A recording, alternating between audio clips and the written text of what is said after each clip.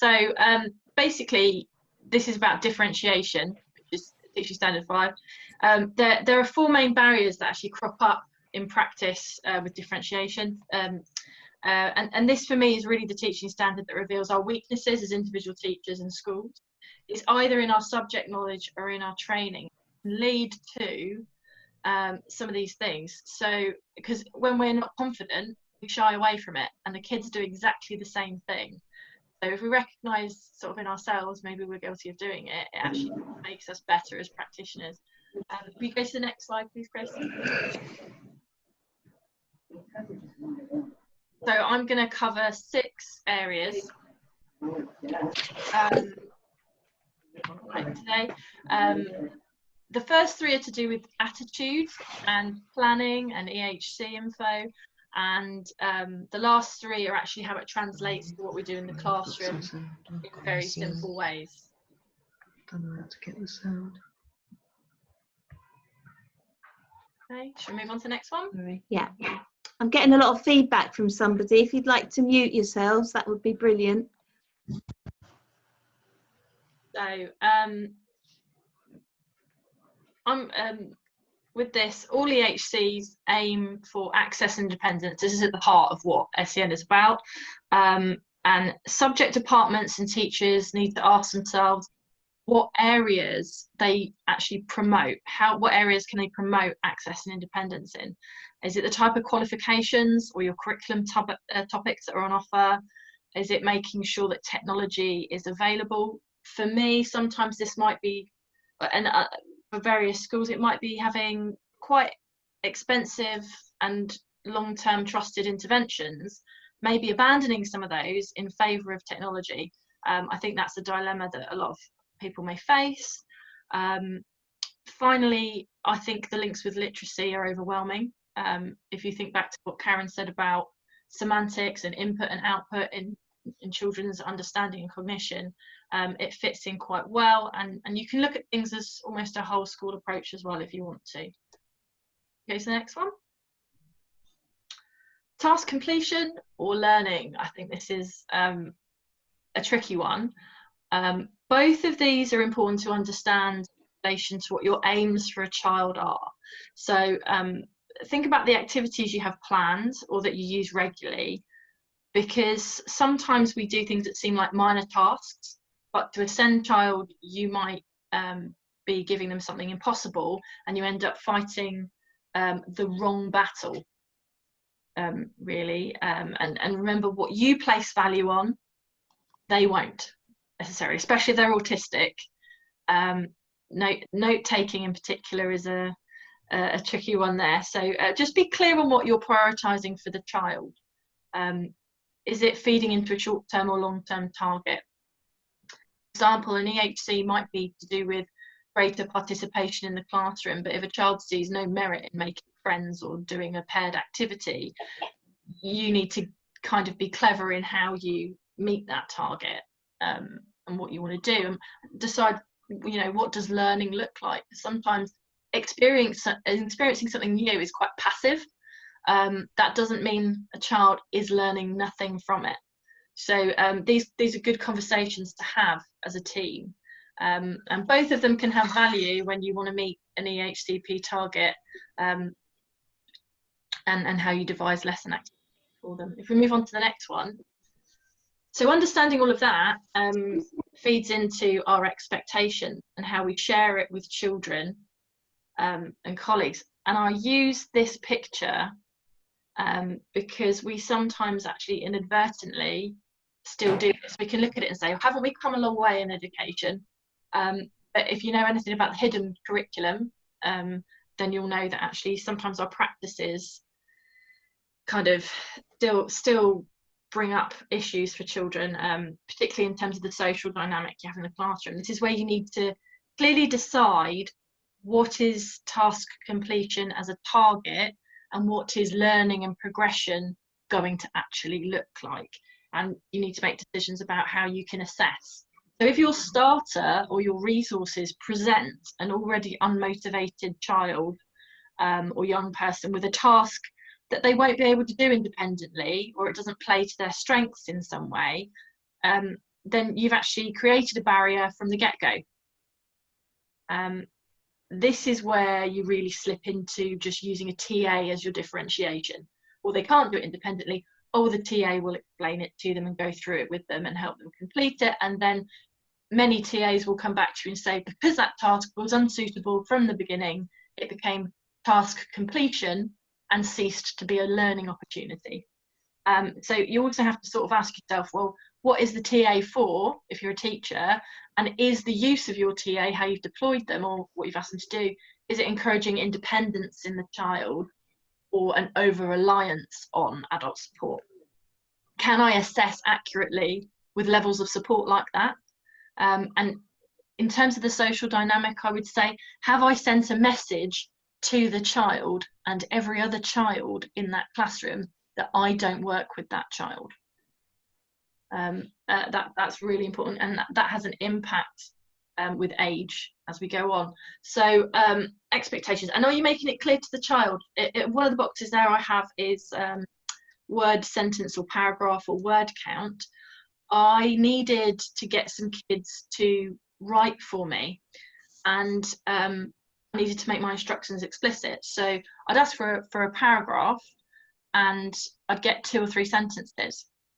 I wasn't happy with that because there wasn't any elaboration or explanation or detail. So I started to write 5 to 6 sentences, and it's finite. They know where they can stop. If you give them a task, write a letter, an autistic child might panic and think that you want a 5-page, diatribe on why their train was late, when actually what you want for evidence that they have the skills is really a 3-paragraph, 150-word document. So it's really useful to give them an exact one, and I did that with a word count, and surprisingly one of the knock-on effects with it was that they became a little bit competitive in the classroom and they started to compare what they'd achieved, which was kind of a nice unexpected benefit. We go to the next slide. Karen talked about anxiety and how we reduce anxiety. At Stony Dean, one of the first things we talk about, and it's a non-negotiable, required of every teacher in every lesson that they deliver, that they use a lesson outline or a lesson schedule. A predictable lesson or a task list is really clear for a child. It could be on a whiteboard next to them on the tabletop. You could print this slide off of a PowerPoint. I often copy it and put it on a whiteboard at the front of the classroom as well, to introduce the lesson. It allows an autistic child, or really any nervous child, to tick off tasks they've done and keep their anxiety down. You support others in the classroom as well, and it helps you progress appropriately in terms of lesson pace, I find, particularly myself, I like to waffle. Everything is expected. There's no sudden changes that take place in there. If you want to differentiate further, go to certain students and tell them, or like highlight how far or what you want them to concentrate on in that lesson, what would be their chief focus. It's also useful for your TA, and if you do this as the teacher rather than simply asking the TA to do it, it's less, I think, socially isolating. It actually generates that rapport with the pupil, because you know what, everyone has pride, and it's uncomfortable to be seen to be less able than your peers.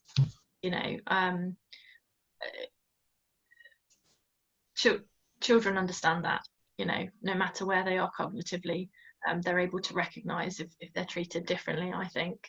If we go to the next slide, please, Chris. Start to think about resources. For me, a lot of this is just formatting and really basic graphic design that's actually really useful. So when you make or select resources, in terms of special education, I actually find it hard to find resources that are age appropriate or content appropriate and accessible. So adapting them to make them accessible is really important. I'm a big fan of Arial and Comic Sans, and as a whole school approach even, in terms of literacy, primarily because it's similar to print, a child's print in Comic Sans, and Arial, because I know in terms of dyslexia there are other fonts that are recommended, but for myself, I was teaching GCSE groups and like entry-level groups for English, and so I found it really useful to use the same font that was used on the exam paper children were going to be confronted with. So I made as many of my resources mimic that as possible. I'd also say beware your line spacing when you're creating things as well. I mean, 1.5 is really useful. Just experiment with it, and also be careful when reducing the size of things. If you're photocopying, for example. Let's go to the next slide, please, Chris. In terms of reading and sort of the links to literacy, this just shows the, this is an example of eye tracking when we read. You can see how it bounces around. It's merely the mechanics of the input of visual stimulus. It's not to do with cognition. So then if we break it down to how, what it seems like a simple task for a child in class, something straightforward, it can actually create a dire situation for both you as a teacher and as a student. If a student's asked to copy from the board at the front of the class, then you may be setting them an impossible task, and rather than say they can't do it or what they actually do, they won't ask for help because it's about pride and ego, you'll get negative behaviours cropping up. So task avoidance will be the first thing. They'll start chatting to somebody. You end up then reprimanding a negative behaviour, and really what you're doing is chastising a child for a situation that you've essentially created. I don't want this to all sound like blame, it's all the teacher's fault, but these are common errors or things that we don't even think about that we just need to remind ourselves of all the time, myself included. The further away it is from a child, the worse it is. So have it on the tabletop. You know, ask yourself, could I just print it for them and stick it in their book? You know, is this task completion or is this learning? Because if they're so dyslexic that they can never read it on their own, you know, what am I doing with this? I think, you know, could you take a picture of notes from a board and email it to them? I think a default could often be, or a useful thing is actually asking a TA to perhaps scribe for a child. But again, you're drawing attention to it's not a discrete form of support there.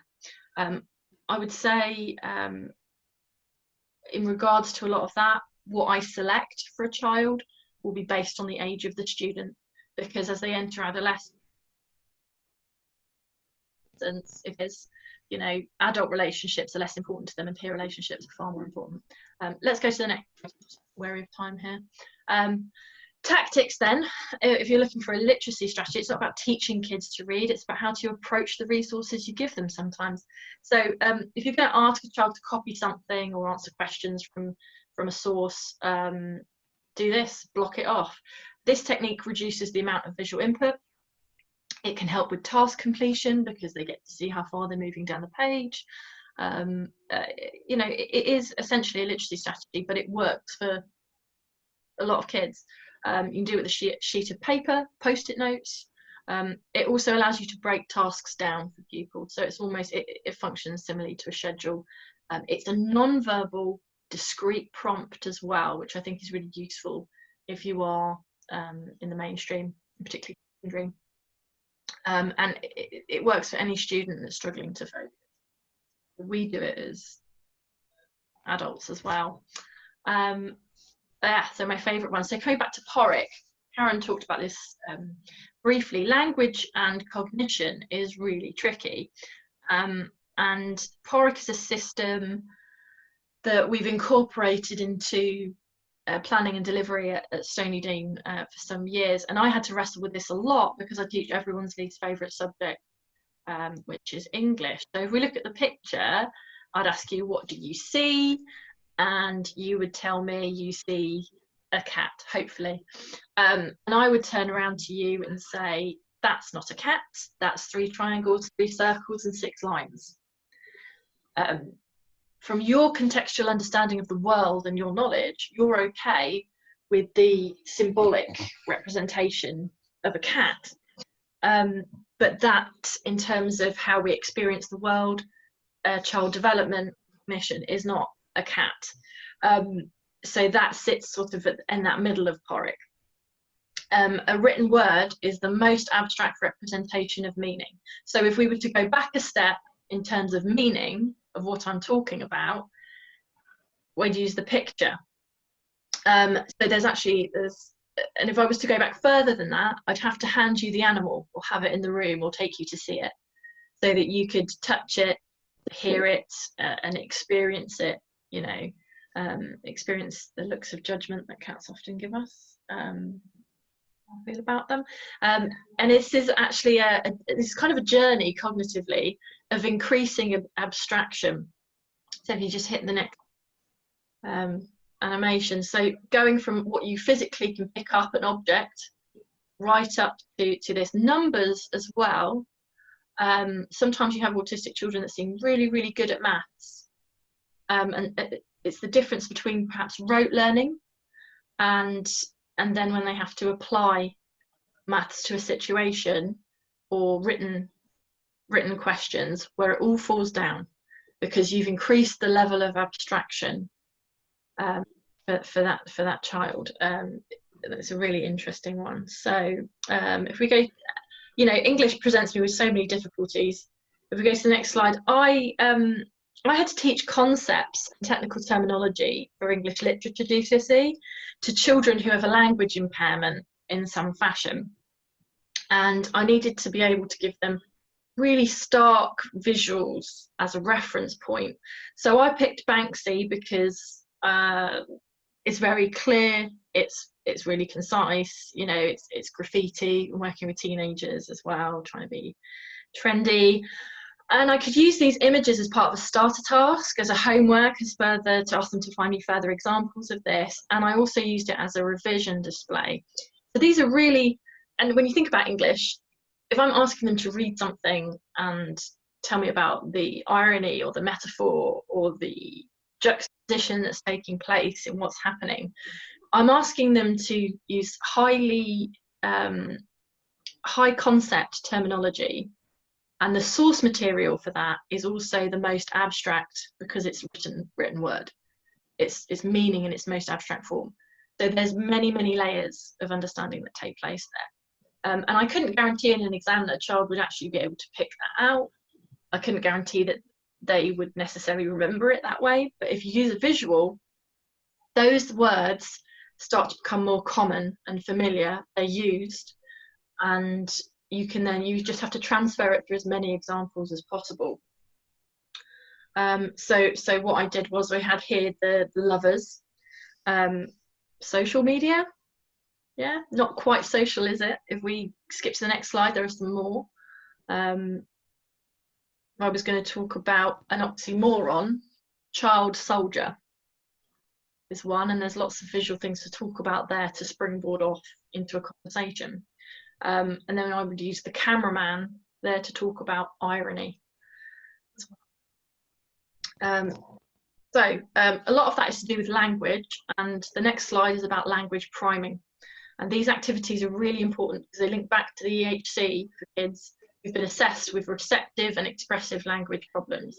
So receptive is about the language they understand, and expressive is about the language they're able to use. So verbal games are really good.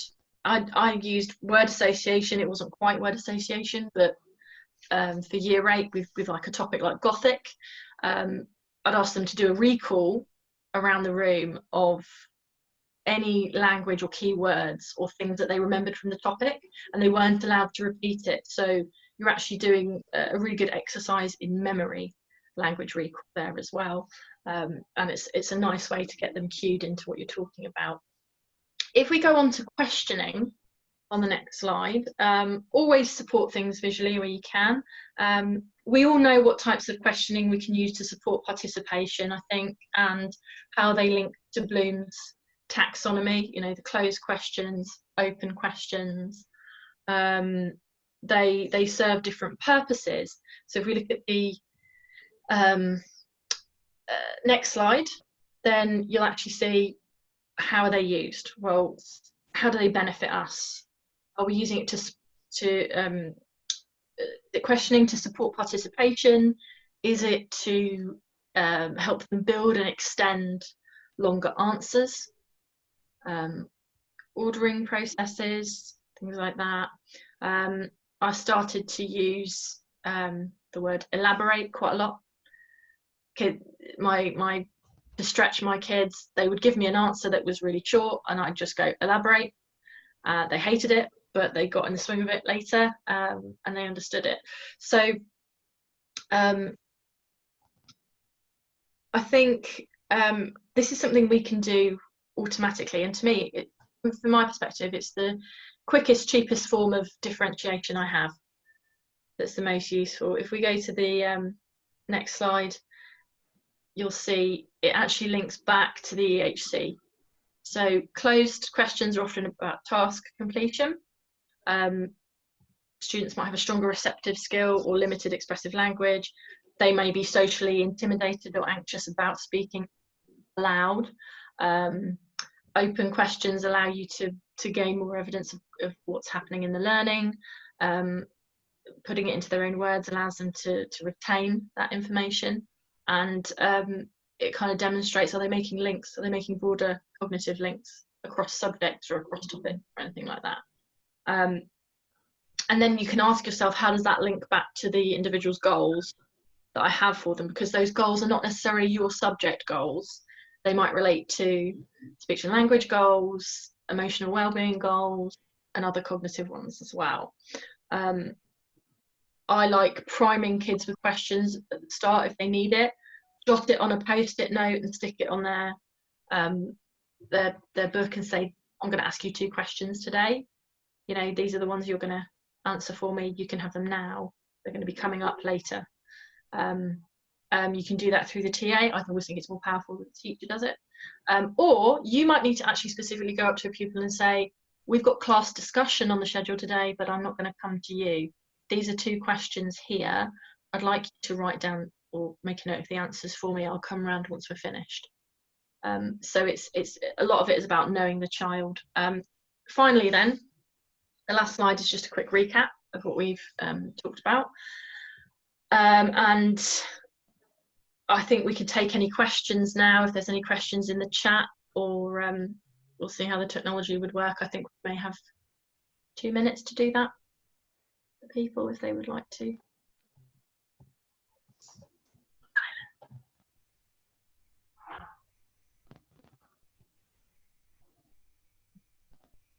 It could be questions for myself or Karen.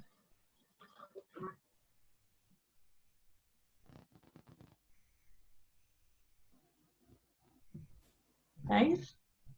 Not a question, but thank you. Oh, all right. You're welcome. Hopefully that was useful. Yeah, really useful, thanks. Yeah, I teach GCSE English as well to a SEND group, and some of this already I'm going, yes, I can use some of this, especially things like post-it notes. So really good, thank you. Oh, great. It's everything I have is stuff that I've nicked from other people, largely. I think teachers are fantastic magpies, and that's the way we have to do it. Imogen, can you talk a little bit about how you might use TAs?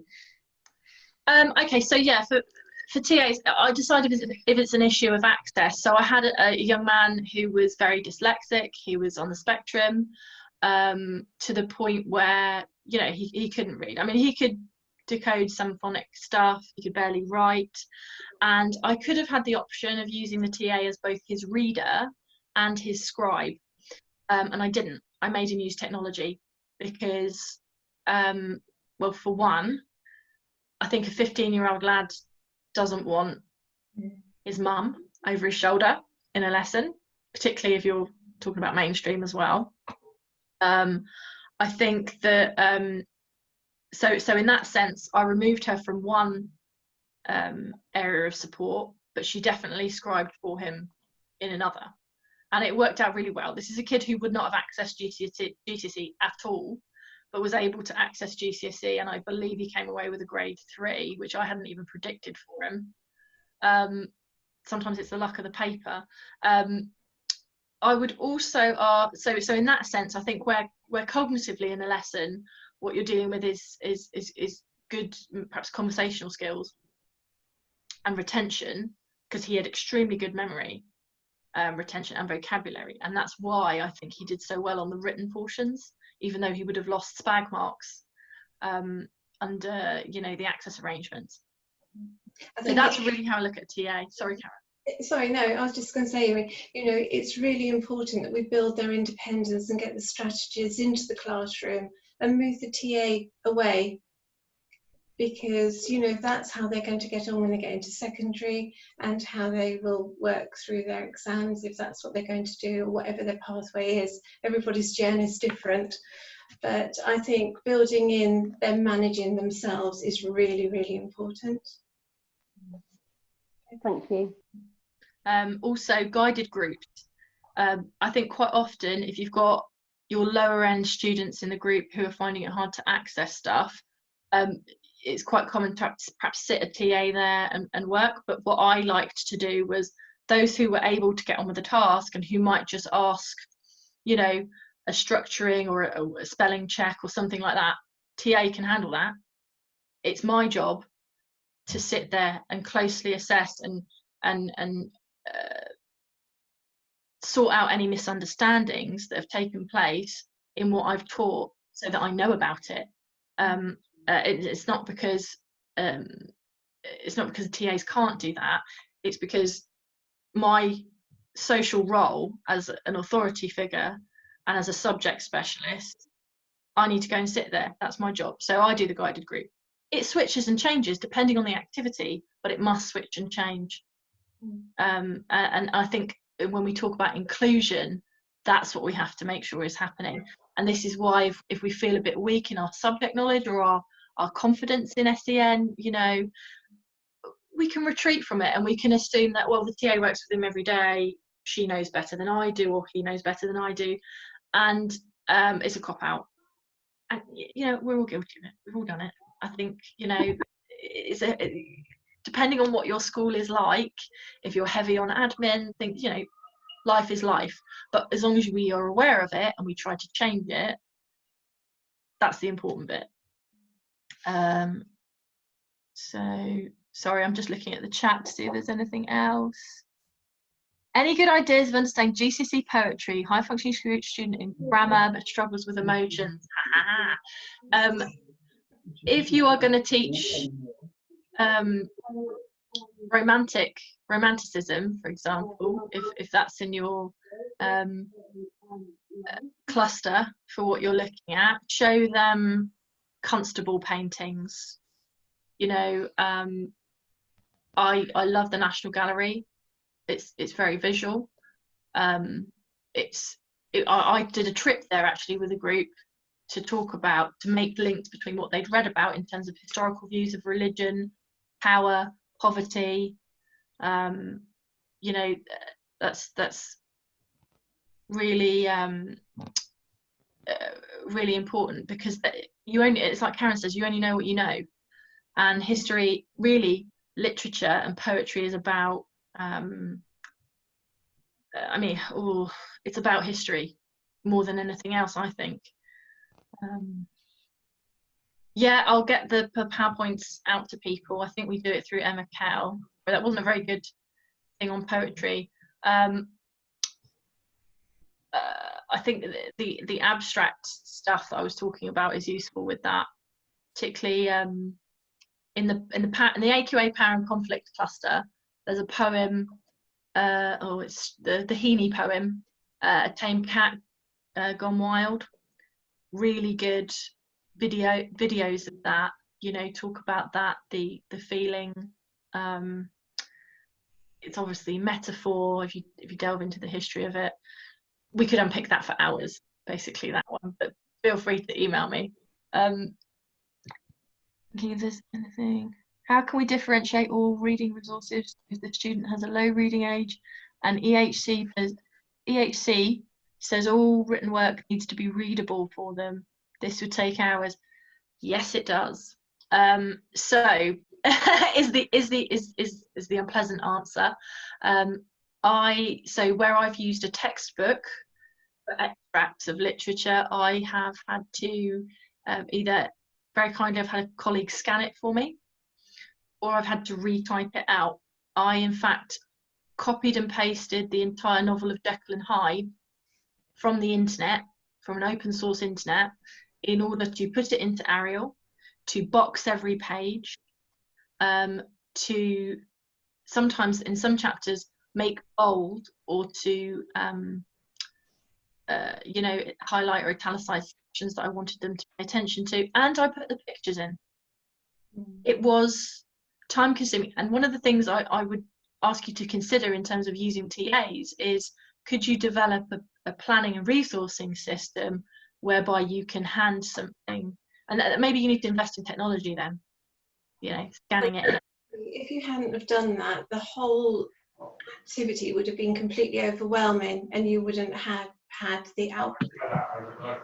Putting that in initially enabled that young person to be, or those young people to be, very successful. So it's really important we don't make do. We really think about our resources and how we present them.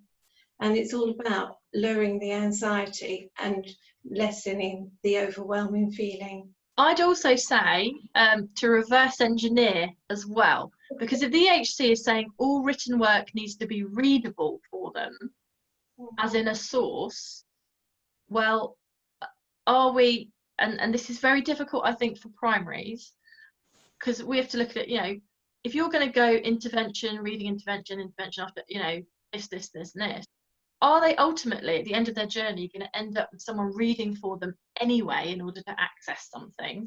In which case, are you flogging a dead horse, and do you need to get them an electronic reader, either on a laptop or a handheld pen? So that's then a discussion, not necessarily always at the teacher level, but at a more strategic, you know, Senko, SLT level. What is, because that for me is part of a literacy strategy, you know. There, I'll have a quick look, scanning for any others.